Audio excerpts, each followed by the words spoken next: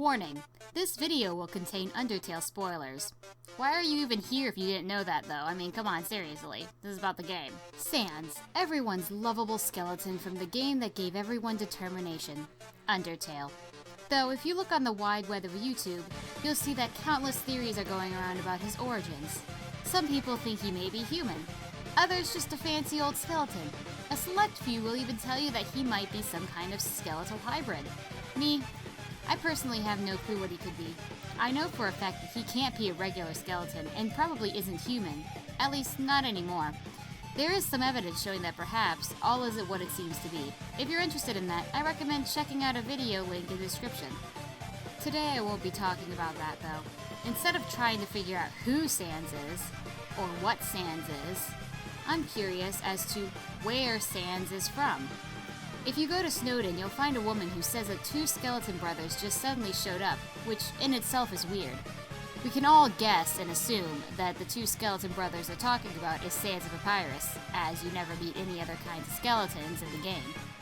Before I get into the heavy details though, you're going to need some information on a character named W.D. Gaster.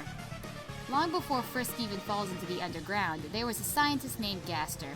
The only way you could learn anything about this mysterious figure is if you break the game, gaining 3 strange monsters coated in gray who you can talk to. The first one comments on how he isn't surprised it took Asgore so long to hire a new royal scientist, because he was quite the act to follow. He also tells us that Gaster created the core, and that his life was cut short from falling into one of his creations, though it isn't specified which one. The second follower, when found, says there's rumors that Gaster shattered through time and space, which could allude to what he was working on, and says that he's holding a piece of Gaster with him. Finally, we have the third follower, who pretty much copies what the first one says with some differences. He points out that his death was from an experiment gone wrong, and continues that he shouldn't talk about someone who's listening. Obviously, these 3 creepy followers are very important to study and examine relating to Gaster, but we aren't going so deep into him. If you're interested, another YouTube video will be left in the description that explains him a lot more than I will be in this video. The reason I'm even repeating these 3 monsters is because each one brings up a huge point that could connect to Sans. For starters, we have the first one, who tells us he was a genius and died from his creation. The second one brings up that after death, he was scattered through space and time. At the third monster, we have that he died from a failed experiment. Putting these together, we can assume that Gaster was working on something alluding to time, like a form of time travel, or perhaps the ability to reset, but that's a theory for another day. Why would this be important to Sans? Let's take a look at the battle against him in the genocide run. First off, I'll bring up what he says at the beginning. After a few hits, he'll say something along the lines of, "Our reports show a massive abnormality in the time-space continuum. Timelines jumping left and right, stopping and starting." This in itself is giving away that Sans is also involved in some kind of research to study time and space. Yet no one else in the game even slightly brings up anything about studying timelines, minus our old friend Winged Gaster. However, since he isn't to our knowledge a boss monster, he shouldn't even be alive if he was around when Gaster was still ticking. Let me explain why. Going by the Undertale timeline, only 2 of the other 6 souls could have made it past the waterfall where you battle Undyne. Fans guess that her age is between 19 and 29. If we check on her battle in the pacifist route, she comments that she now understands what Alpheus meant when she said humans were determined. This means that Undyne had never seen one before.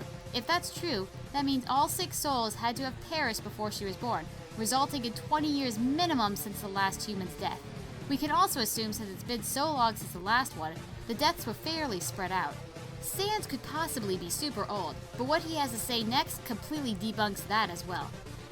Look, I gave up trying to go back a long time ago. This tells me that Sans was trying to return to somewhere, but never explains further. Back could have meant his previous home, yet in the Wonderworld it's fairly easy for Sans to travel with all of his shortcuts. Plus, no one from Snowden knew him beforehand. Where could he have been before all of this? He also brings up that he doesn't care about the surface either, since his belief that we'll just reset the game once we're satisfied removes all sense of hope. Now it's time for us to connect the dots. If you look at the game files, you'll learn that the cute dragon-like things he uses are labeled as Gaster Blaster. You know, the one that we learned had been messing with time.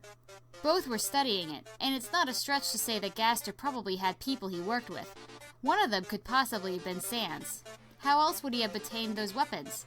He might have scavenged for them, but then we continue on and learn of another interesting fact. When you go to Sans' room, you'll find a silver key that will lead you to a locked door behind his house.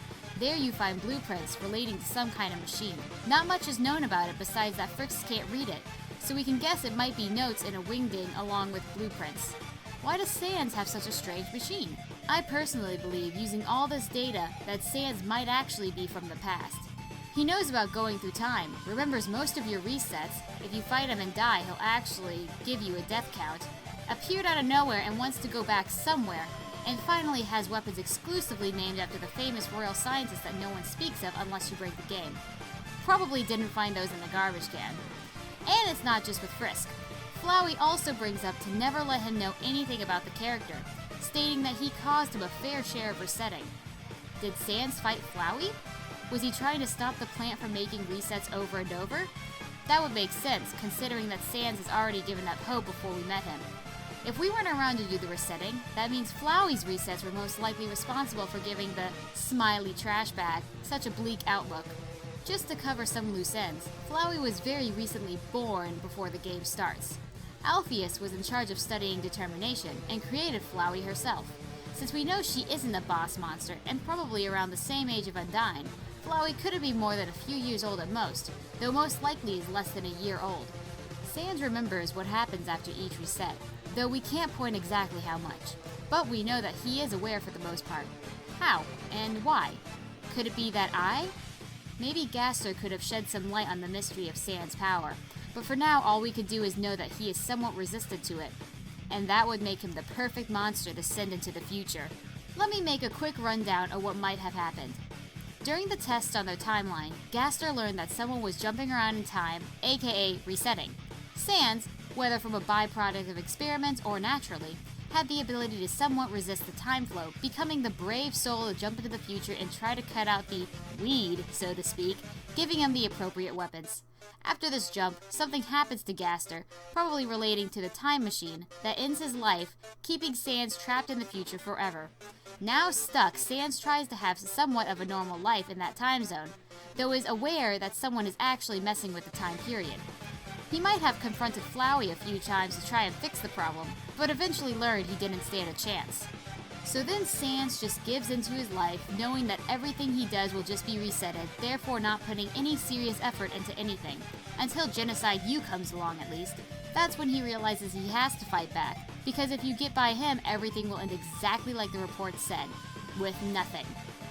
If Sans is from the past, that leaves us with a lot of questions. Why did Gaster want to learn about time and space? Did he know about resetting? Could Sans perhaps gain the power to reset in the future?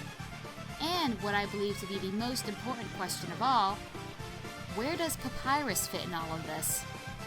Thank you for watching my theory video. Hope I didn't waste too much of your time. If you have anything to add, any conspiracies of your own, or any disagreements, feel free to leave it in the comments.